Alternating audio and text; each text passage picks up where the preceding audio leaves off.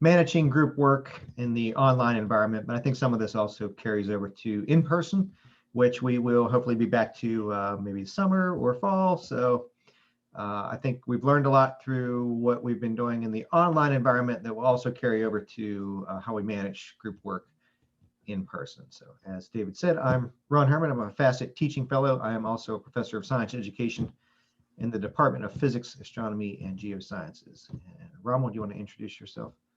Sure, I'm Rommel Miranda. I'm also in the Department of Physics, Astronomy, and Geosciences at Towson University. My area of expertise is science education. I'm currently the president-elect for the Association for Science Teacher Education, which really focuses on the preparation of in-service teachers and professional development for in-service teachers. I'm sorry, practicing teachers. So I'm glad to be here.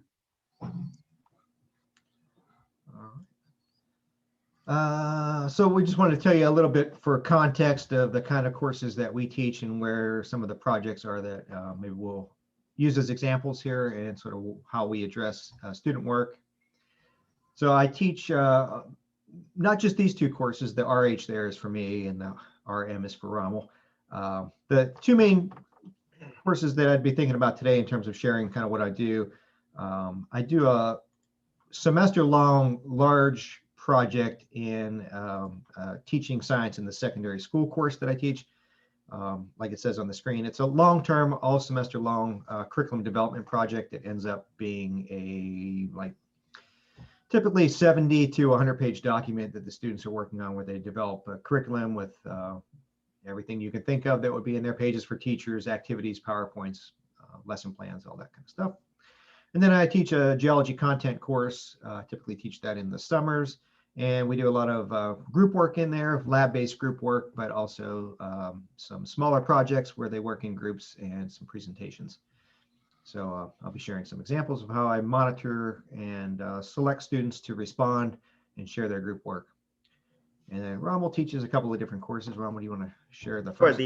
I also teach a project-based instruction course at Towson, and also physical science courses. So the physical science courses can range in physics and chemistry, and then also in earth space science. And so I can use these as a context with regard to how we structure group work and work with students.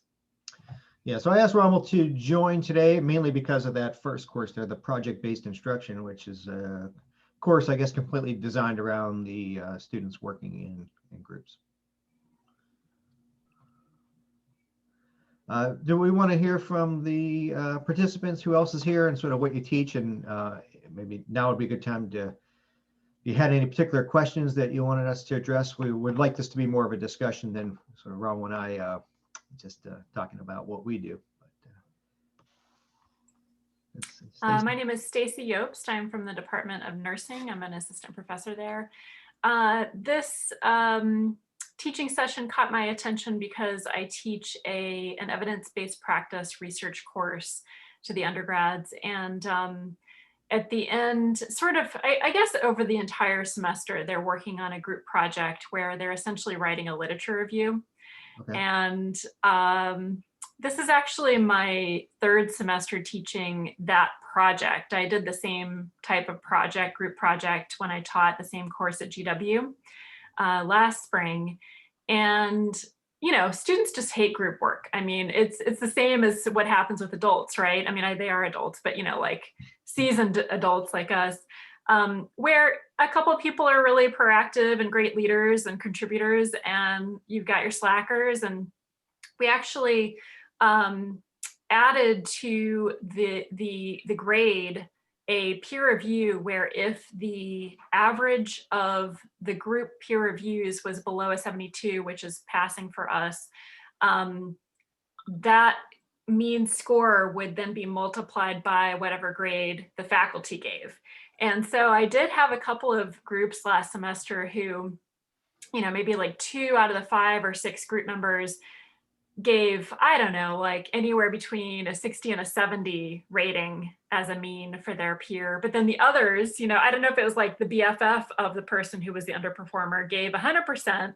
And so the mean was fine and it was above 72%. So it sort of felt like what we had hoped would give some students the power to take their peers to task didn't actually work out the way that we'd hoped. And at the same time, I think we were a little bit relieved, like, oh, that would be really bad to deduct so many points based on peer review, because who knows what's really going on behind the scenes. So I'm just hoping to take some tips away so that I can share them with my students, help them have a better experience. And frankly, I do a lot of group work in my research, and I'm always looking for ways to make that better and easier. I think in my situation, it's not that my colleagues don't want to meet me halfway. It's just that everyone's very busy. So trying to become a better leader for my own group projects as well.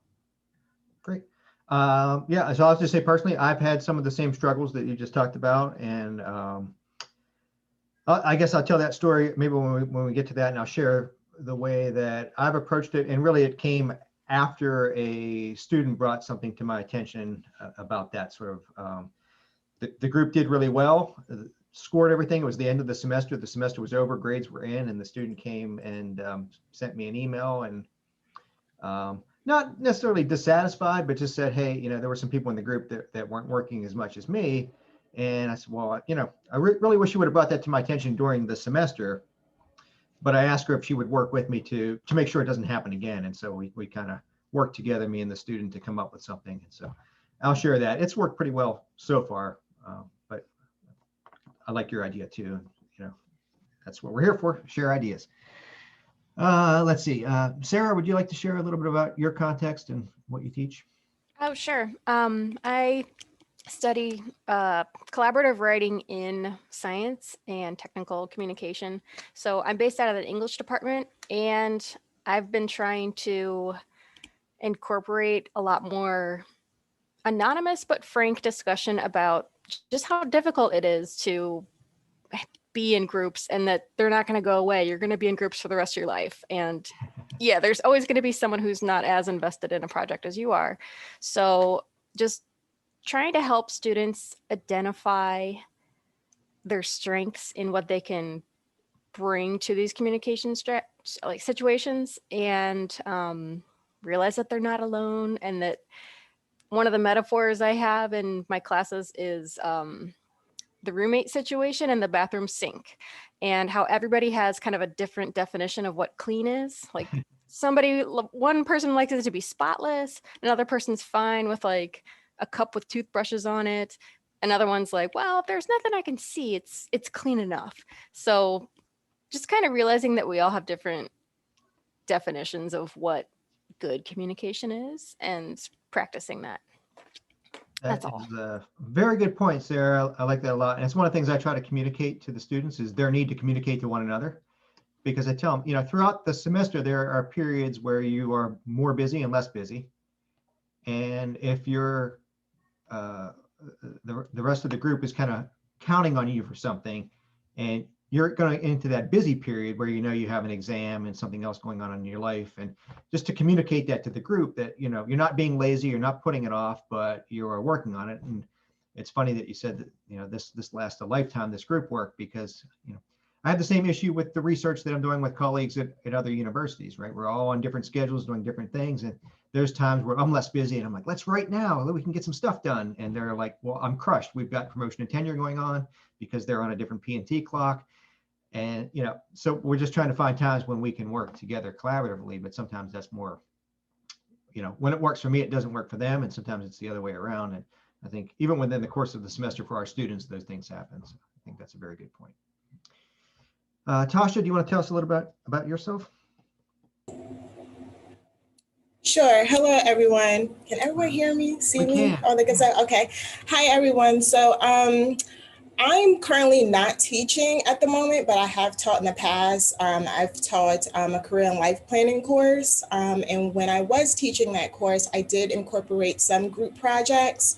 So I'm hoping today that I can take away some best practices, because I think I could have done a little bit of a better job as far as incorporating the group projects, or even really thinking about other ways that students could work together on some of the assignments that I had. And also too, when the opportunity does arise again for me to teach again, I definitely want to implement what I learned today into my new course, so to speak. And then not only that, I'm hoping to take away how I can be a better collaborator or teammate within my work that I do and the people that I work with. So I'm hoping to learn as much as I can. All right, sounds outstanding. And Sarah, would you like to tell us a little bit about yourself?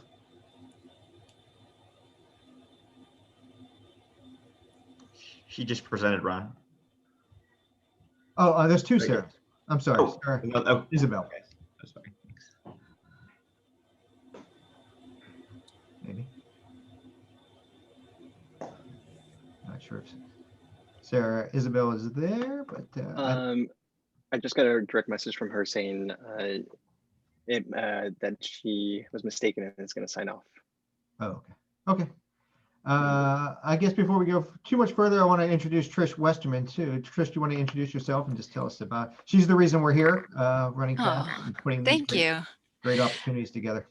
Thank you, Ron. I'm only one reason that we're here. We're here because we all want to come together and be a community. And this is what FACET is all about. I'm the assistant provost for FACET, and I welcome you to this event that Ron has put together. Really, really important issues, especially around communication, you know, the opportunity for professional development for our students, really. I mean, this is what I'm hearing in the descriptions that I've heard even thus far, and I'm really excited to learn more, and I will contribute as I can throughout the session. Outstanding. And Dominique and David, do you want to say something about yourselves? Sure. Hi, everyone. My name is Dominique Swan. I'm an instructional designer over at FACET. So I work closely with Trish and Ron and David and Audrey Cutler, who's a rock star instructional designer as well. So I'm just happy to be here today as someone who's taught before and is a designer. And I am always looking for new ways to improve like how I approach group assignments. So hi, everyone, and welcome. And Dominique's always got good ideas for how to do things in the classroom. So feel free to chime in as often as you want, Dominique. Yeah, and hi, I'm David. I also work at FACET. I haven't taught before, and I'm not teaching. I'm more support staff, but I have taken a lot of classes. I'm in a master's program right now at UB, and about half of my classes have been online. And we've done a lot of group work, graduate level work. And I think that a lot of stuff, I mean, we were doing that before COVID. I think for the in-person classes, we used a lot of techniques that we learned while being remotely to be more efficient in person classes as well. For example, you know, back in, I'm thinking undergrad times, it would be really difficult to find times to everyone meet at the library at the same time. Some people might be commuting an hour. Some people might be, you know, a 5-minute walk from the dorms. But then if you could just meet online, it just makes it much easier to be efficient when working in groups. Yeah, absolutely. I think it has helped a lot with scheduling things. And so again, I think a lot of what we're doing online will carry over to in-person classes. So my students for the large project that I do had always done a lot of work outside of class. And I just kind of left it to them to figure out what kind of format, you know, kind of work for their discussion. But I think after we leave this, our students are going to have those Zoom skills, the WebEx skills, the Blackboard Collaborative. They'll I think, even more easily do that work outside of class to work in groups. So yeah, silver linings. Well, Ram and I tried to think about how to sort of maybe just organize a discussion. So we went through what we thought was sort of the sequence of maybe putting together projects and starting with selecting groups. And I'll tell you, one of the things that I started just last semester, I thought I'd give it a shot in this online environment, because I think the conversations are just a little bit different that first class. There's not, you know, there's not this physical presence and way of getting to know one another. So I just sent them a poll asking them about their comfort level as group leaders. I had already come up with what I thought was going to be the groups, and that particular class is an interesting class because there's lots of different students that take this teaching in the secondary school classes. So There are students in the UTeach program, which is sort of our more traditional teaching program. Then there are students in the middle school program for science. Then I have special education students in there as well, and MAT students, and then students in the informal environmental ed. So I really have 5 groups of students in that class that are different. And what I didn't want is all of the students that kind of knew each other because they're all in the middle school program to be in one group, and then all the environmental ed to be in another group. So I kind of did this purposeful selection where I was matching them up. I had 3 groups, and I put one of the middle school students in each of the groups, and so on and so forth. So I kind of had that structure set up, but then I gave them a poll and said, well, who feels like they really would want to be a group leader? And surprisingly, only 3 students said that they wanted to be, or felt really comfortable being a group leader. So I did a little reshuffling on the spot there and moved some people around, and those people became my group leaders, which worked good. I think in the past it was kind of however students want to do that, nose goes, or however they wanted to, not me, I don't want to do it. And last person standing kind of was the person that did it. So that seemed to work out pretty well. I will say one of the people that felt very comfortable being a group leader maybe didn't possess all the skills that a good group leader would need, but at least they had the passion. And I think that goes back to what Sarah was saying, maybe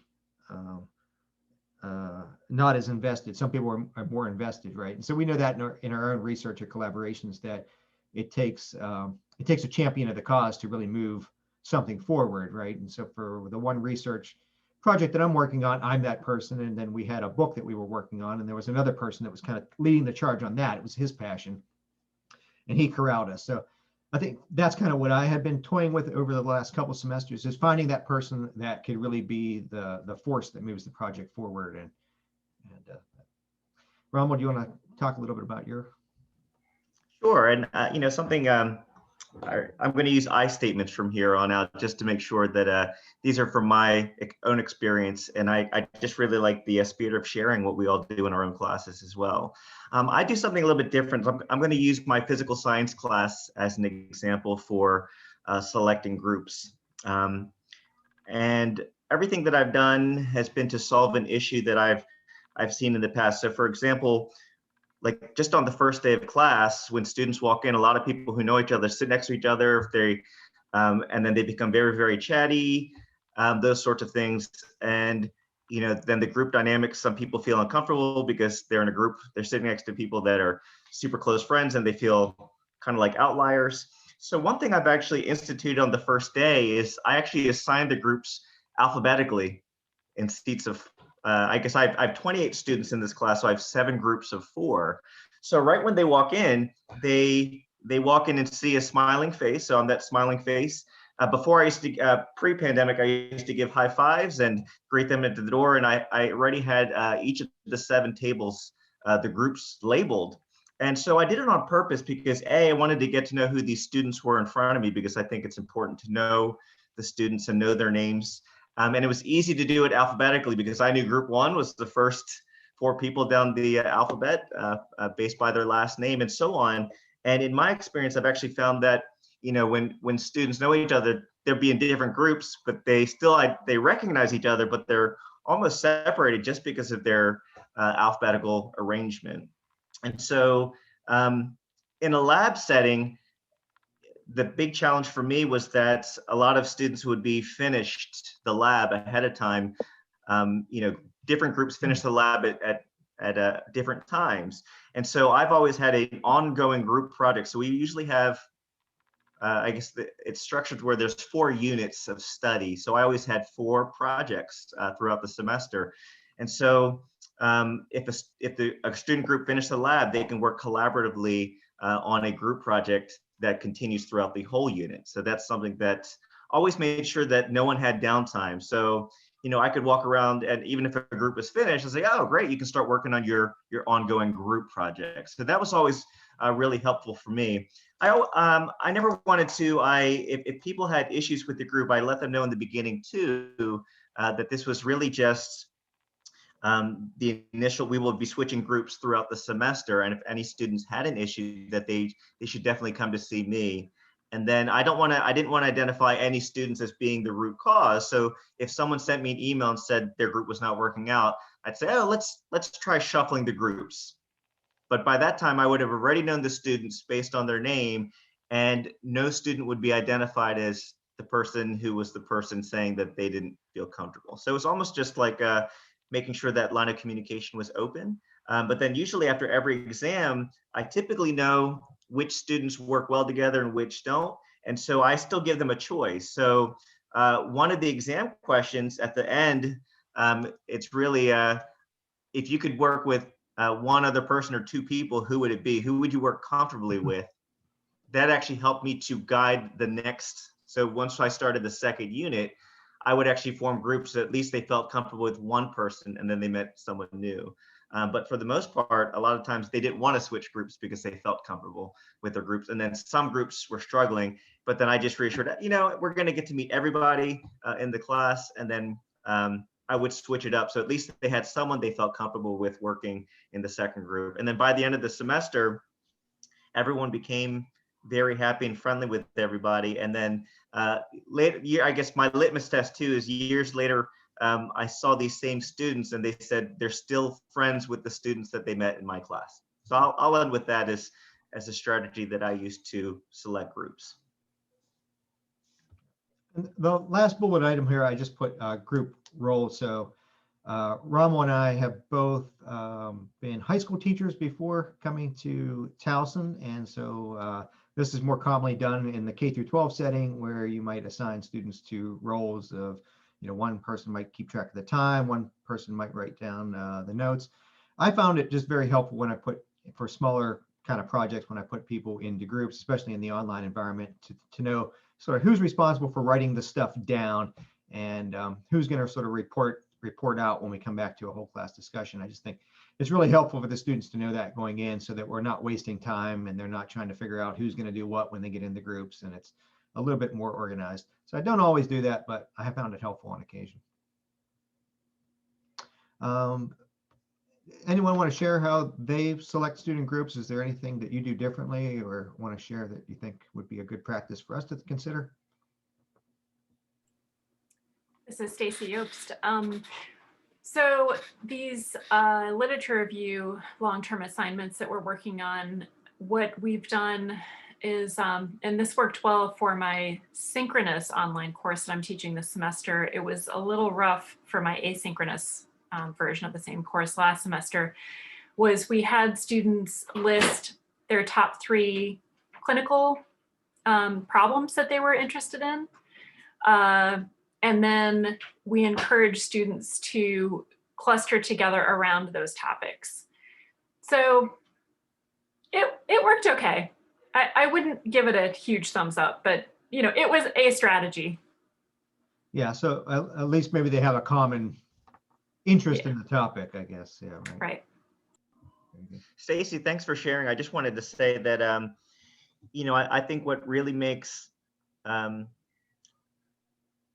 effective faculty member is just being reflective of the process of what you do. And so since you actually tried something out, something, how you may tweak it or adopt it or abandon it. So I just wanted to give you just thanks for sharing your perspective. And I think the stuff that I present too, I'm always thinking whether it works or not, or I guess in my own situation. So I guess that's, I'll leave it. Thank you. Yeah, thanks for that feedback. And it's also really interesting just comparing it in an asynchronous environment to a synchronous environment. And then once we're fully back, normally this course, at least for some of the nursing student cohorts, is taught in person. And so I like the idea of the tables and,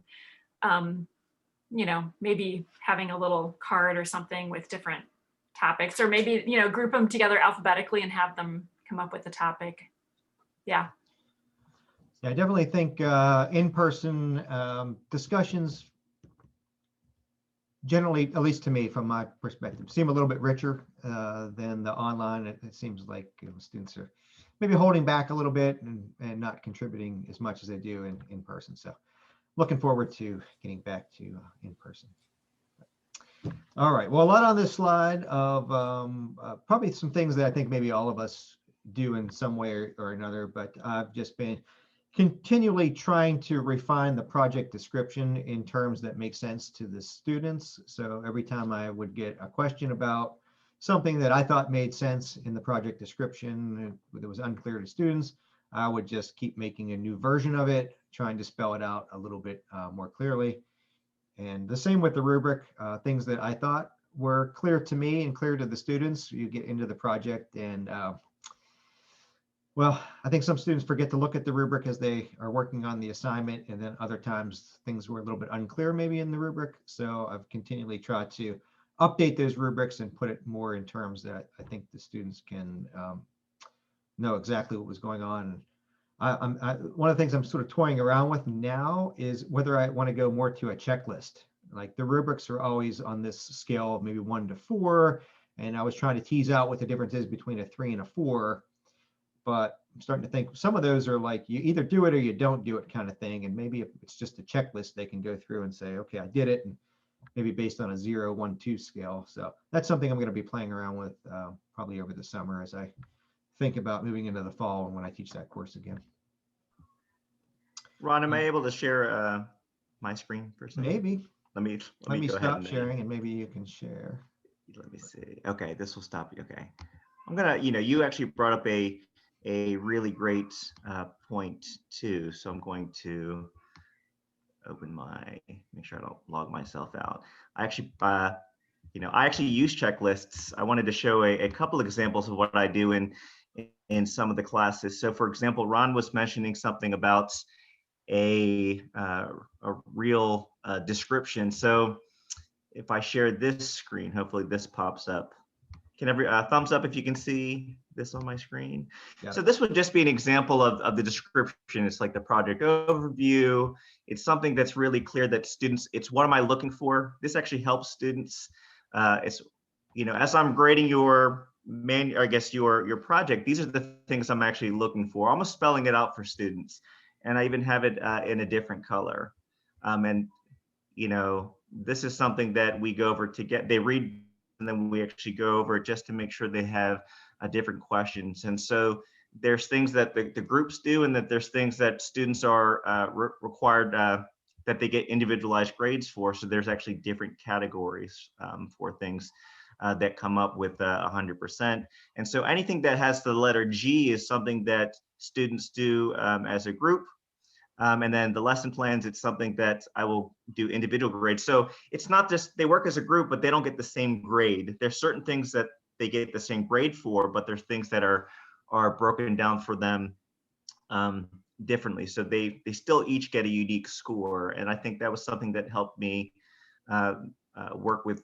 This is a 5-week group project that produced something about 100 pages. It was roughly about 100 pages that they produced. And then I guess the final project rubric, I think I showed that too.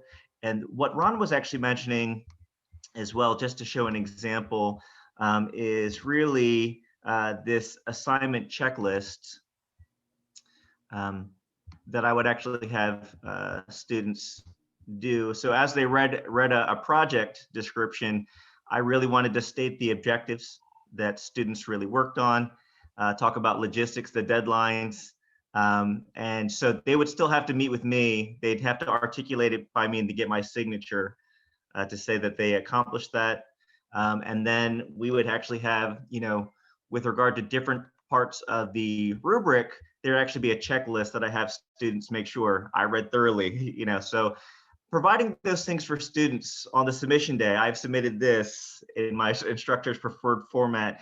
These things have actually really helped me to work with students, especially on these different types of groups, especially with project-based learning, because that's the whole name of the course. And so I needed to make sure that we addressed standards, and I just had different checklists for students to do.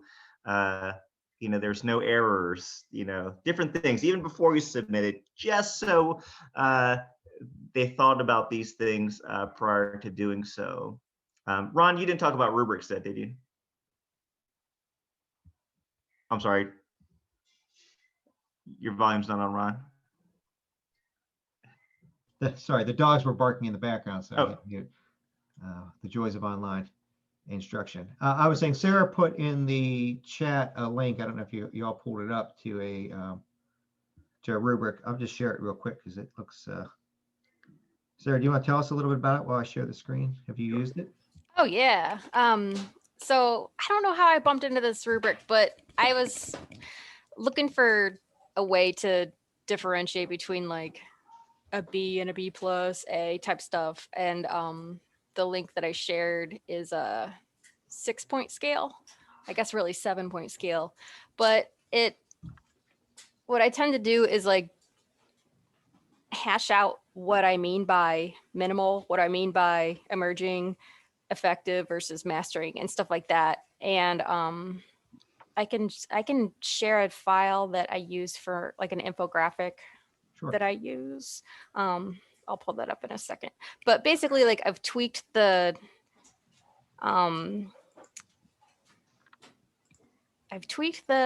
description so my objectives align with that, and they can see like, oh yeah, they are using white space in a way that's effective where the user is able to process and digest this content, or That's gonna. what other aspect I've got. Let me see if I can share a file. If anything, this document's got me because I like the aesthetics of it. Yeah. I could write something, it could be, the content could be the worst in the world, but if it looks good, I'm happy with it. So I like the way this looks. You know, I like that too, so that you know, sometimes you don't want to reinvent the wheel. If there's something out there and you can provide credit for something that inspired you to make the rubric, I think that's also fantastic too. I think I've got it. I think this is the right one. All right, we'll see. The blank infographic rubric. This is something I use in scientific and technical writing. And I guess the question will be if you have permission to share.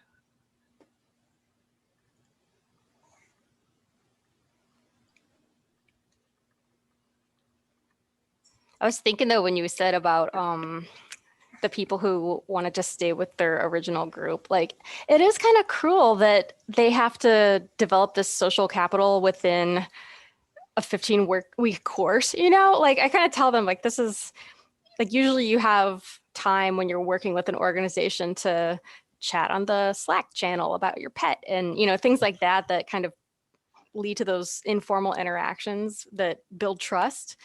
And in a So that's 15 that's actually a great point, because actually some semesters I've actually gone where there's no complaints and the students work really well. So there are the occasional semesters where everyone works fine, and actually I don't switch groups. It's almost like a reward. It's like, okay, I said I was going to switch groups, and people kind of groan. It's like, but we're not. I think everyone's working really well together. So even though I think I've taught physical science 46 times since I've been at Towson, which tells you how long I've been at Towson.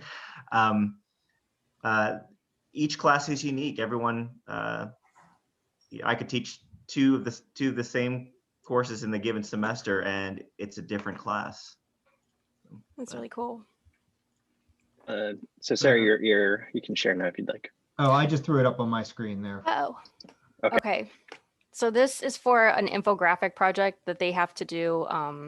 They're basically taking their resume and turning it into, they're following the Wall Street Journal data information manual, and they have to turn in like present a graph of what they've done or some sort of number aspect, but you've basically got to be able to quantify all the skills that you're bringing to the table and like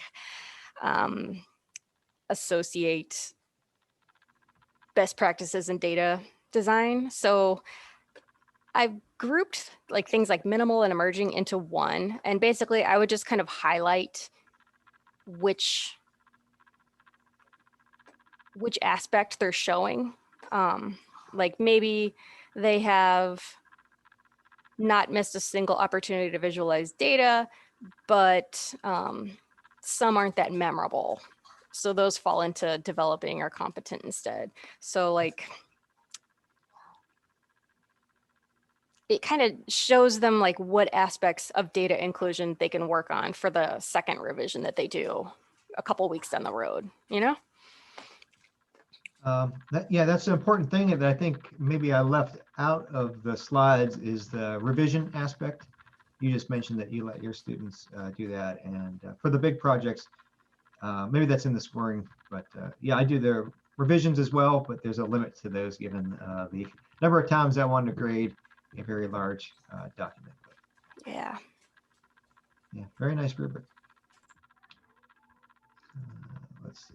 Oh, That's awesome. Yeah, actually, it's, what I really liked about the rubric that you present too is that it's clear with regard to each level. I guess the rubric I was going to share too, maybe I can just do it really quick. I'm going to kick you out again, Ron. Sorry. And then I'll stop. Wait, let me see if I have the rubric.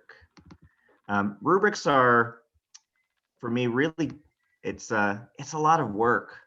I'm not gonna hide that fact, but you know, it's really for me, the thing I always want to do is you know, what I really liked about what Sarah was sharing is that it's really detailed for each level, so that the students are pretty clear about it. So this is probably one of my longer rubrics. It's about 23 pages, but this was actually a semester long project. So this course was a graduate class that I did, and I wanted to make sure that it was clearly laid out for them with regard to every trait that they had to accomplish. And I was really clear. So that one took me a long time to write, but that's probably my best example of a well-detailed rubric. And I'll stop sharing that now. But just really having each level clearly identified for students really helped minimize for me. I guess I would say this. So let me backtrack a little bit. When I first started, I was not really good at rubric writing. I kind of tended to look for what was out there, and then I could never find one that really matched my needs. So I was like, okay, I think I've read enough, and I've had a couple more semesters of experience. Let me just try and write my own. And then once you get started, it's like, oh, it's you can't stop. It's like I didn't want to stop writing the rubric. And then the worst thing is when you start writing good rubrics, everyone's like, oh, can you help me with the rubric? It's like, okay. And then everyone goes to you, or if they find out you write really well detailed rubrics, they want you to you're the rubric writer for the groups. I do think we have some rubric writing support documents, maybe, Dominique, on the one-stop shop. I think I've seen some things there. I will have to, we have some, we definitely have some. I can go ahead and head on over to the one-stop shop and find those and post the link in the chat. How's that sound? Yeah, I definitely think writing rubrics is one of those skills that comes over time for a lot of people. Good. I'm just looking at the time here, so speed up a little bit to get to some other topics here, but the rubrics, yeah, I think there's been sessions on rubrics, and maybe we can have a whole other session on rubrics. But one of the things that I've been doing is with the groups, I've been assigning a liaison. So that is my group leader is really the liaison. And so when I communicate with groups, everything comes through that liaison.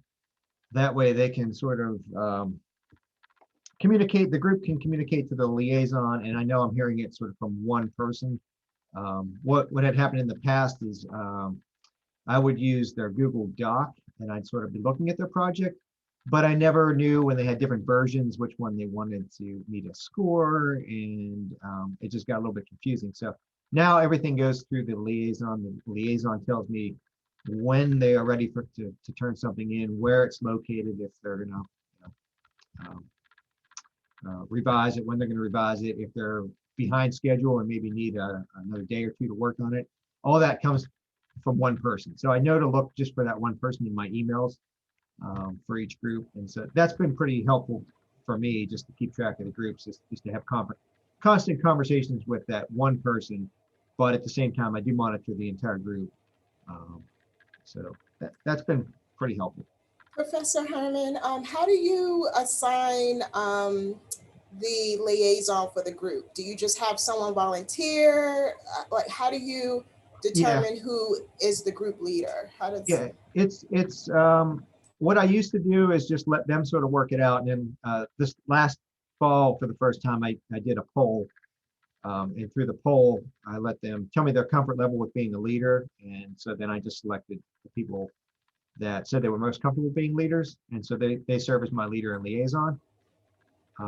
And oftentimes that was also a good opportunity for someone that maybe felt like content-wise, they weren't where their peers were. So the one course that I teach, we've got education majors, but I've also got informal environmental education. So they've never taken an education course before, so it's their first time.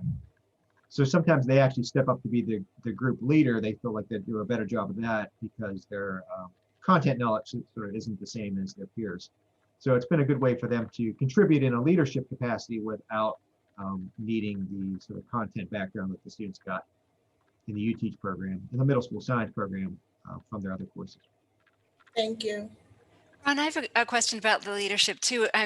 And you may have kind of answered it just now, but does the leader get extra points for spending that extra time, or does it kind of sometimes balance out between the not contributing so much content, but playing this other role? Yeah, it sort of balances out. So the way that it works generally, and I communicate, and I actually use Ron myself as an example. So they do a curriculum which ends up being multiple lessons, maybe 4, 5, 6 lessons in this curriculum that they're developing. And so sometimes it's each student takes a particular lesson. So if there's 6 students in a group, maybe there'll be 5 lessons, but the leader does not have a lesson that they're involved in, but they keep track of the entire project and help to ensure that lesson 1 flows into lesson 2 and lesson 2 flows into lesson 3. So that's kind of worked out. They keep track of the timeline. They're the one that needs to nag people about deadlines and getting things in. So I have that conversation with them about, you've got to kind of, if you've got a student or a classmate in your group and they're not submitting things, then you got to send them those reminders. You got to be that annoying person that says, hey, this is due, and hold them to it. So yeah, that's helpful. Thank you. Yeah, not everybody feels comfortable doing that. Nagging people for information and begging for things and saying, you're holding up the group and those kinds of things. So yeah, hopefully the poll people that select into that feel comfortable doing that.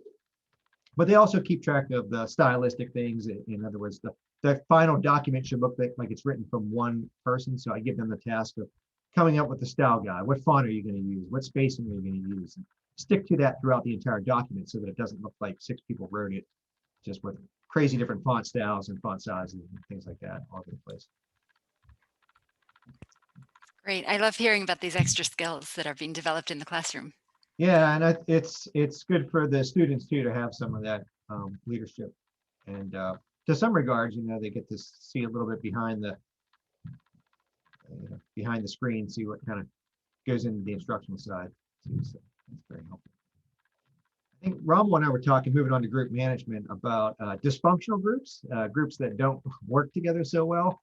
I think we've all had some of those, and Rommel, you mentioned restructuring groups, and I'll talk and show my interim report. But Rommel, did you have something specific you wanted to say about that?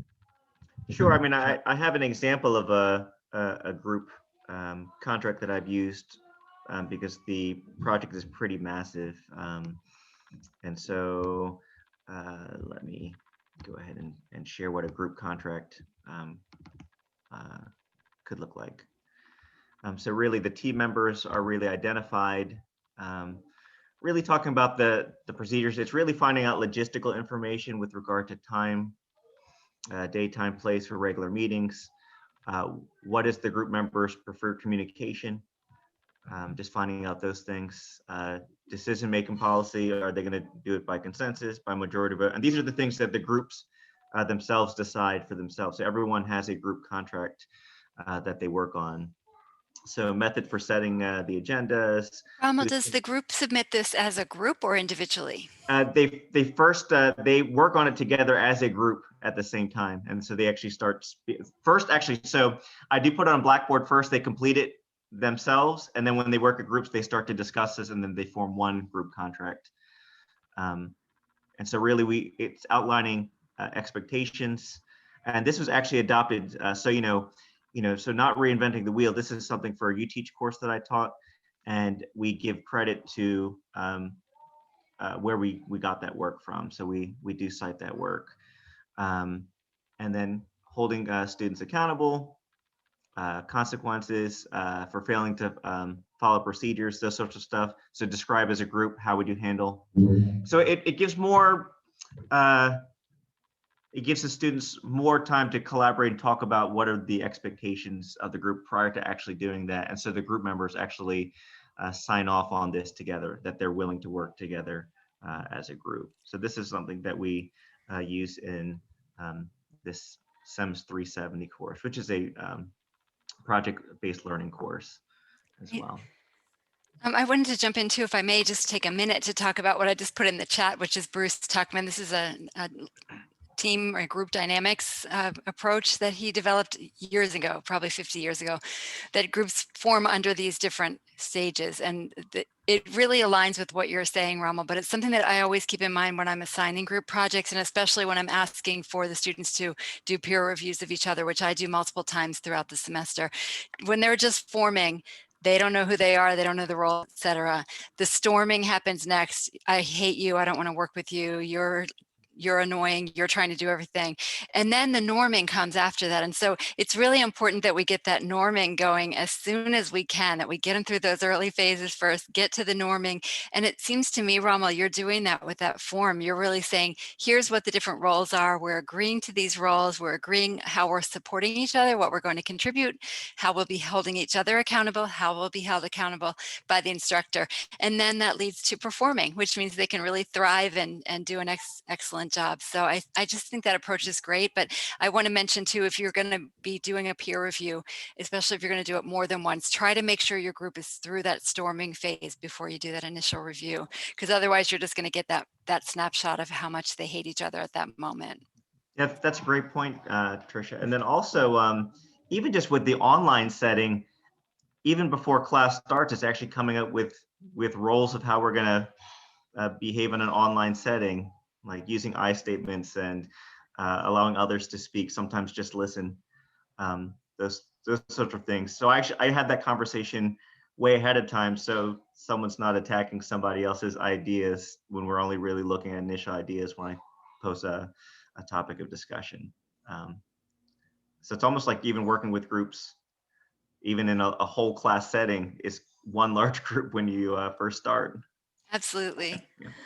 And I just want to chime in. So Stacy asked if you're willing to share that document, and we were talking before we started, David and Dominique and I, and shared. Ron and I have known each other since grad school, so we've known each other about 20 years. We've written lots of stuff together, lots of publications, and we talk a lot about teaching. But here's a document that, as well as I know Rommel, I've never seen this document before, and it's really helpful. So, that's kind of the benefit of these sessions is, we talk all the time about teaching, and I've never seen this document. I could use that too. That's great. So that's awesome. That's awesome. Yeah. All right. I'm going to just share my screen now, I guess. So this is kind of what I came up with, this student that I've been using the last few years. This is the online version, but I basically took it from the way that we do our PTRM kind of stuff. I have the students rank one another in terms of whether they exceed expectations, their partners. So what it is it's sufficiently blind that I'm not giving any student information away here. These are just first names. But I have all the students in the group put themselves and their classmates into the three groups: exceeds expectations, meets expectations, or falls below expectations. So they put themselves on there too. I don't know who submitted this. So I don't know if the person submitted this was Brandy, who put herself in exceeds expectations, or Rebecca, who put herself in below expectations. I just don't know that. And then at the bottom, I give them some space to add any comments that they want to about who might be working, what's not working. And I call these interim reports. You can see on the screen, it says interim report number 2. So I do this throughout the semester to try to get a snapshot of how that group is working and where they need help and support. But it also helps me so that when we get to the end of the semester and we are deliberating how to split up their grade, because they don't all get the same grade, that it shouldn't be a shock to anyone if they have been consistently in the below expectations, that they are scored lower than their peers in the group. So just because they're doing group work together doesn't mean everybody gets the same grade, right? So I do, I do want them to think about who's contributing and who's doing not necessarily more work, but better work. And so this provides a snapshot of that, and you don't see it on the screen here, but the sort of caveat is if I see students' names on the below expectations or more than 50% of the students put their name in there, then we have to have a meeting. And if they fail to show for a meeting, we have a contract where they basically get a certain percentage, 25% of the grade is deducted automatically. If they just say, well, I'm not going to meet with you to discuss it, then that's the sort of caveat. So that would be where Romel's contract comes in. It would be nice for me to have that contract to sort of put that in there. I say it to them, but there's nothing, I feel like signing a contract is a little bit more professional. So I will be stealing Romel's idea. So that's worked pretty well for me over the last couple of semesters, just being able to monitor everyone in the group, especially when I have multiple groups in the same class. It gets a little hard to manage and keep track of who's doing what, so I can just pull these up and look at them. I will stop sharing. Oh, was I sharing? I am sharing. Okay. I'm trying to hit stop share. There it is. Stop share.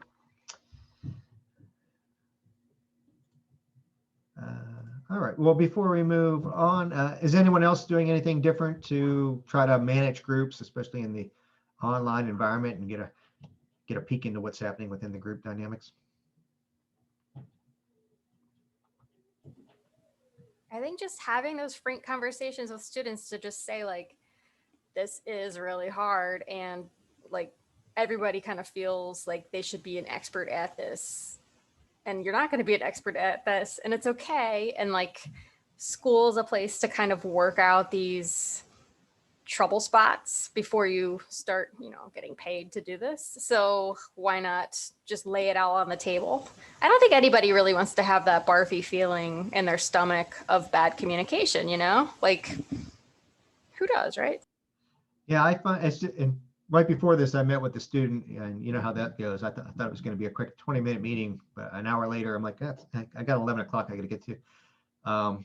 But I think they struggle with this notion that they've got to get the highest score or have the perfect product, and part of it is just doing the project. There is the project. If we had the opportunity to keep revising indefinitely, we would probably do that and be at version 25 of a manuscript before we actually submit it. But at some point, you got to hit the button and submit it and get some feedback. And so that's kind of what I spend spending a lot of time just kind of convincing them that yes, we want it to be a high caliber product, but you got to move on. There are certain timelines that we got to stick to move on. And hopefully, you can continue to refine things over time, but for the semester, for the time that we have available, we got to kind of stick to this timeline. Some other things that I've been using just to manage group work lately have been Google Documents. I don't know if you've all been using Google Docs in your instruction, but especially when students are in breakout rooms, the issue with the breakout room for me is you hit that button and they're gone. And there you are standing in this empty room and no one's around. And I very quickly found, once we made the transition to online, that if I was going to drop into each of the breakout rooms, by the time I got to the last breakout room, our time was almost up for the amount of time I allotted to breakout room sessions. And so that really wasn't working. So now I give them all a Google Doc or a Jamboard or well, Voicethread's a little bit different, but those documents, I can watch the students as they're working. And I've recently just kind of fallen in love with Jamboard. And I've got an example up here for something that I'm going to be using next week with my students. If I can share my Jamboard. How many of you use Jamboard? Is this something you're familiar with? Okay. So Jamboard's a Google, when you go into Google, there's Google Forms, Google Slides, and about 1,000 other Google products. Jamboard is one of them.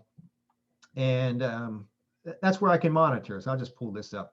So I put the background in here, this kind of hallway picture, to get students ideas about how light moves from a source to an observer. And I assigned each student, as you can see their names up there, to the Jamboard where they can draw.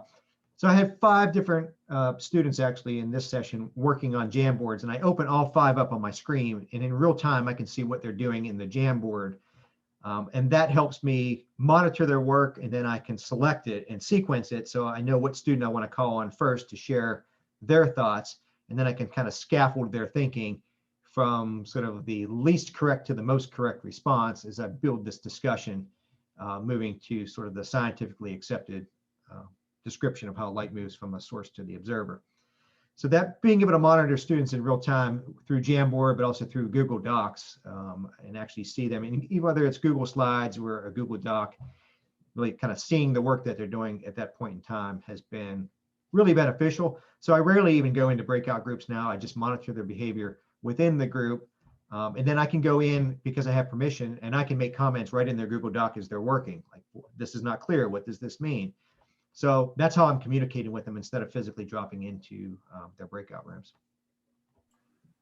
Ron, can you talk about, you know, sort of like the upstart of getting that going? I mean, they've got to have a Google email address, right? Well, so there's 2 ways. They don't. Oops, sorry. Go ahead, Rommel. I was going to say they don't. They So don't. you can share a link with Jamboard, and you just make everybody an editor. There's just one little link, and so anyone who has the link has the ability to edit. And so I whether see. they have a Google account or not, they can still use it. But Oh, that's great. yeah. And this is free to students, Rommel and Ron? Yes. Absolutely. Great. Yes. Yeah. Yeah, so I use it to document our course storyline. So let me finish this. Yeah, go ahead, Ryan. Yeah. So you can do it one of 2 ways, and I've done both with my students. It's both are a little time consuming on the front end, a little, you know, on the preparation end, which is, I think, true of all online learning. There's that kind of front end time component to it. So I've tried 2 different approaches. For this particular one, I set up the Jamboard. I assigned it to a student, so you can see their name is there, John. And then I gave them editor permission, and I sent them an email, a delayed email. So I went into my email and did a delayed email. So our class starts at 11. So I did them all the night before, so the email would arrive with the link at 11:05, 5 minutes into our class. So as we're starting our discussion, I can say, check your email and click on that link. So that was one way to do it, a little time consuming on my part. The other thing I tried with my other class, and that was was just a sort of a simple task to draw their conceptions of the solar system and how things work and where different objects are. So I put students in groups. You can see their name here. Abigail, Katie, and Beatrice were working on this one. So one of them, and if I click share, you'll see what they did, I think. So one person was the leader, and then they shared it with the other students and myself. So they threw it in the chat and basically gave me permission to see it. That worked okay, but some students didn't do that initially. So I really wanted to monitor their work as they were working. And some I kept typing in the chat, you know, send me the link, because I couldn't see, and I wanted to sequence the order in which, you know, I asked them to present what they drew. So I actually think sending the email with the link for me worked a little bit better, but it was more time consuming on my part. Rommel, you had something you wanted to share? That's okay. I think yours was actually really clear cut. I mean, the thing I like about Jamboard the most is that it's in real time. If I post a Jamboard and pose a question, I can use it as a pre-assessment. I use the exact same link throughout the entire course so that students always have access to it. And I just make new slides, and you can print it as a PDF. You could upload it. So if someone was absent, they could still go in and see the Jamboard and see what the conversation was. And if students have things in common, you can actually move. I usually use the Post-it note option, and you can actually start to cluster students' thinking that way. And it's in real time. So if I present it on the screen, they would be able to see it at the same time as well. The other thing too is when I use breakout groups, I had to always remind students to not stop talking. So every time I entered a group, they would just stop talking because they knew I was in there. I was like, no, just keep going. I just said, this is me walking around the classroom. So just keep talking. I'm just going to pop in and out.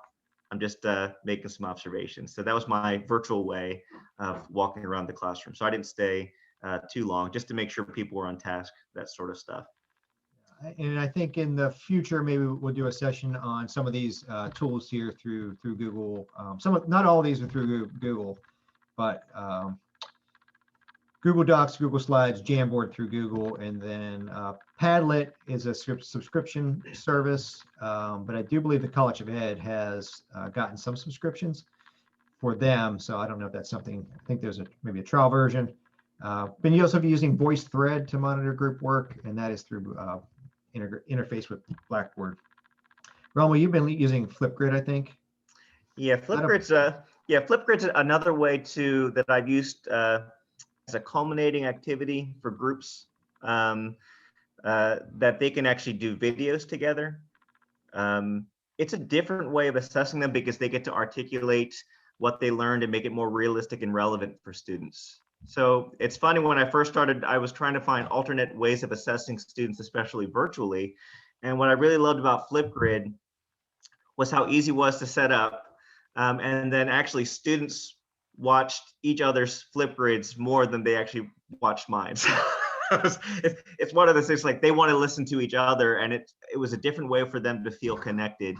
And so they could still work and complete a group Flipgrid. They would just do different components. They could still collaborate and find out how they want to construct this. And it's almost like Ron is saying that there could be a leader. Someone could organize the Flipgrid and then post it. As opposed to 4 students posting the same Flipgrid. So they work. So there was this one, I don't know if you've ever seen this one thing. It's like people would crush a piece of paper and then they throw it sideways and someone else from the other side would catch it. Someone would drop it and then the person below would catch it. So there's different interesting ways that you can use Flipgrid as a different way of assessing students' learning. For me, was really just to make sure that they made the content realistic and relevant for them. And that was a real, and I would always have a Flipgrid assignment. If there was a unit exam, there's also a Flipgrid unit project. So they do that concurrently at the same time. So they're thinking about it, you know, as the term goes on, or as the unit goes on, but they're doing that as a way to express themselves. Sometimes in the beginning, some people are a little bit shy, so I was like, you know, really try to act it out, tap into your acting skills, and it became very entertaining. And I was actually shocked. I started getting all these Flipgrid awards for how many views. It's like, you know, it's like you had 150 hours of views. I was like, wow, people are still watching these videos that they made. And it's protected, so it's only the students that are in your class that are logged on or has a TU, Towson.edu, is able to do that. So they're required to use the Towson login. So it sounds like maybe we'll put together a session, and it sounds like maybe I will once again tap Rommel to help there. That's good. And just, I know we're getting to the end of our time here, but Flipgrid, I don't know if you mentioned that's available to us as faculty. Is that through Blackboard that we? So Flipgrid was actually something I just found online. I just knew that teachers in the K through 12 were using Flipgrid. And that's how I was exposed to it with the in-service teachers that I worked with. And I was like, oh, that's actually really interesting. Actually, I have three kids in my house in 3 different grade bands, and they've all used Flipgrid. Even my first grader has used Flipgrid.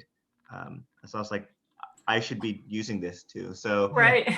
Well, that's a good point, Rommel, is the K through 12, the students that are coming to Towson often have had experience with these tools, but professors, for whatever reason, haven't used them as much as the K through 12 teachers have. And so our students are more familiar in a lot of cases. So I'm aware of that. And when I have technological issues, I usually just ask the students, like, you know, do you know how to do this? And someone typically does. And so I've learned as we went through them as much as from, you know, doing my own.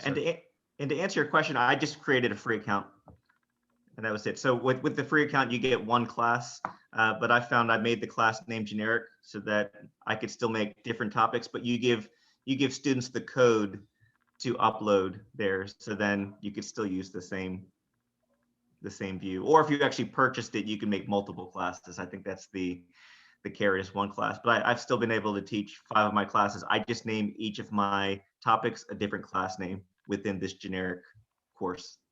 I think I just generically made it called science or something. Cool. Well, yep. Let's think about a session on that, Rommel, and maybe bring some other people in. I know we're running short on time. I think we talked about some of this, so I don't necessarily want to belabor the point, but I do allow students to resubmit projects. So basically I break it into different sections, and they can submit the first time, I give them feedback on it, and then they resubmit that section just one more time. There's not an unlimited number of revisions, but that one time, I take the two scores, add them together, divide by 2, and then that's sort of the score. So there is a carrot for them to do well on the first version. They can't just kind of, do nothing on the first one, wait for my feedback, and then make an exemplar. So there's a reason for that. And then what I do is, and this is why I moved to the interim report, is I take their final grade, I multiply that by the number of students in the course. So if they had, let's say, a 100 out of 120 possible points, and there's 6 people in the group, I multiply the 100 times 6 to get 600, and then they can split that 600 points up however they want. Obviously, if they split it equally, they're back to the 100. But those interim reports should guide that sort of differentiated score. If there was one person that consistently seemed to be doing more, and the group decided that they should be rewarded for that with more points, then I do that. Typically, they don't always do that. My experience has been they kind of stick with the even split, even though they acknowledge that some students have not been participating as much as others. And I try to gear them towards that, the idea that they don't have to do that, that they can differentiate the score. So something I'm still playing around with. If anyone has any ideas for how to do that, I think maybe some of you had mentioned that, but that's kind of where I am. I'm still working on that piece of it. What I do with the individualized grading is, instead of the 2 approaches I've heard today, I would just take both the ratings of their peers as well as the comments, and I require them to put comments kind of as evidence. And then I will meet with the individual whose grade may be bumped down a little bit and say, here's what I need to do because this is happening. And as many of you have mentioned in the chat and otherwise today, when you have an interim rating, that's always helpful, because then you can do that developmental stage with the student before the grade really counts. So then maybe the person can improve. But I think it's really useful to have those comments, so you can say, I heard from your group that sometimes you were doing these great things, but that there was this other area too. Yeah, good point. Yeah, the interim reports have been helpful to have those conversations. Like you said before, it's, I wouldn't want to have that conversation sort of the last day of class and say, well, that's too bad, for the last 15 weeks you were doing poorly. It'd be nice if they knew that ahead of time. And again, some are going to make the change and redirect, and some of them aren't going to do that as well. But that's more of a personality issue. I think something I do, I guess I was just going to add one thing that I do. As the project continues, there's always these signposts that we want students to be at, just so they don't fall behind. So the signposts are actually really good too. But one other aspect that I do is also this peer review of work. So if we were in a classroom setting, they would have their work out. We'd actually do a shuffle, so students could actually comment on people's work using track changes. And it's suggestions. That's really the way I say it. It's that you don't have to address all of these. They're just looking at it and just providing suggestions for you to consider as you go on through your project. So it's not confrontational when it comes down to that. Or if they see a typo, just fix the typo and say, here's a spelling change that they caught. So they're getting multiple eyes, but they're learning how. It also diminishes my role as almost like the sage in the stage, and I'm the person that is the only one grading these, because I really want this group project to be shared even beyond this course, whether it's something they share with the school district or something they put forth towards a publication in a practitioner journal. These are things that I try to encourage with the students. So that was mine. Good point. I try to do that the same, and I'm always surprised at very few takers on that.